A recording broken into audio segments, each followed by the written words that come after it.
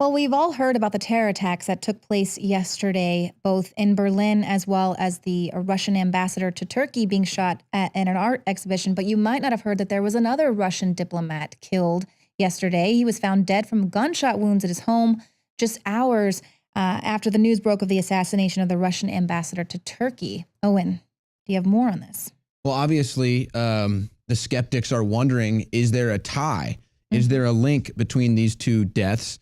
Obviously, the link is the Russian diplomacy. The latest victim, Petr Polshikov, 56, was discovered with a bullet injury to his head at his flat in Moscow. And this is according to local media. So another Russian diplomat dead. That's two in the same day. We know that ISIS is basically saying they're going to come after Russia for trying to spell their movement in Syria.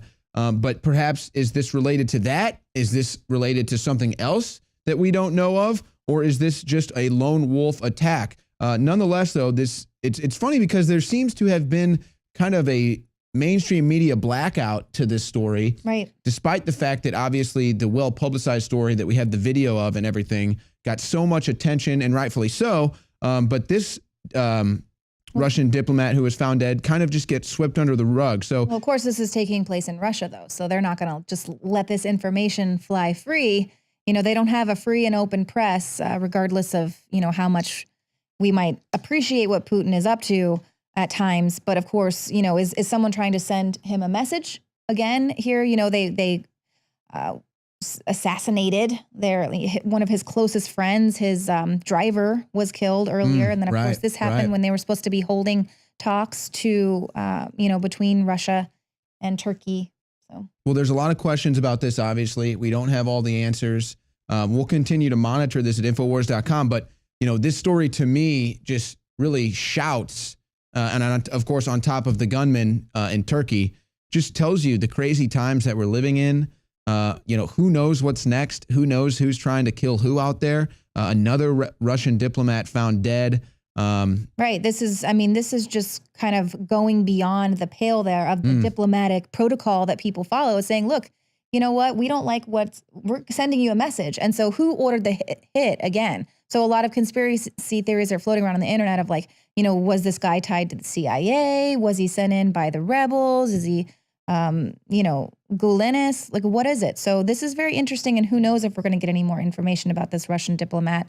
But something that we can move on to here, the Black Panthers actually held a human rights tribunal in Sherman Park in Milwaukee, some armed with guns. They marched through the neighborhood to protest what they called the genocide of African Americans at the hands of law enforcement. Well, look at this. And, you know, these are issues that are so polarized, and it's even tough for us to cover this stuff without adding to the polarization of the issues, because these issues have been so politicized. But here's the thing about this. As you said, they're protesting what they're calling the genocide of African Americans at the hands of law enforcement. I mean, to me, that is just absurd. As you can see the video here of them marching. Look, some of them are open carrying. I fully support that. You know what? I'm a Second Rights Amendment activist. None of them were violent, according to all these stories. Now, I completely disagree with the protests, the genocide of African Americans at the hands of law enforcement. We all know that there's problems in police. Believe me, I'm not going to sit here and tell you all the stories that I've had with police, okay? But if you're going to protest genocide against any group of people, you should be outside of the abortion clinics. I mean, this is such a joke. And then again, okay, here you go. This was said by, I guess, the leader of this movement, the leader with the Revolutionary Black Panther Party. This is genocide. It can't go on. Any other country, any other people who would be declared as such. That comes from Dr. Ali Muhammad. Well, Dr. Ali Muhammad. I mean, give me a break. Dr. Ali Muhammad, really? Well, I don't know who is in charge of their open carry policies there, but that's like the way they're even carrying those weapons is inappropriate. It's threatening. Well, Sheriff Clark might know something about that. Yeah. And he's a second rights activist. So again, I'm for their Second Amendment. I'm for their First Amendment. Just get the protest right. That's all. Well, also, too, don't carry your guns through the street on your march in a threatening way. Let's move on to this Mormon WikiLeaks website that launched. So this is a new online venue launched, and they hope that they're going to have some transparency targeting what happens behind the scenes at the Church of Jesus Christ of Latter-day Saints. Well, and here's the thing.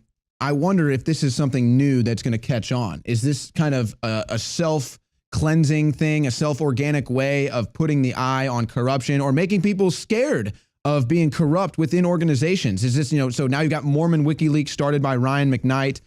So is this something that we're going to see? This is to keep an eye on the Church of Jesus Christ of Latter-day Saints. Is this something we're going to see popping up? And before we sign off, I think it's very important that we mention Pastor Andrew Brunson, who's been accused of being a member of a terrorist group 23 years after establishing his church in Turkey. This is a man who has been pointed out for being a Christian, starting his church, and he is now being jailed and held against his will, unable to be in contact with his family. Our prayers go to Pastor Andrew Brunson. There is a petition you can sign to try to raise awareness for this. Well, hopefully we can get the president's attention off of his golf game enough to help these people. And thank you so much for tuning into the show tonight. We'll see you here again tomorrow, 7 p.m. Central.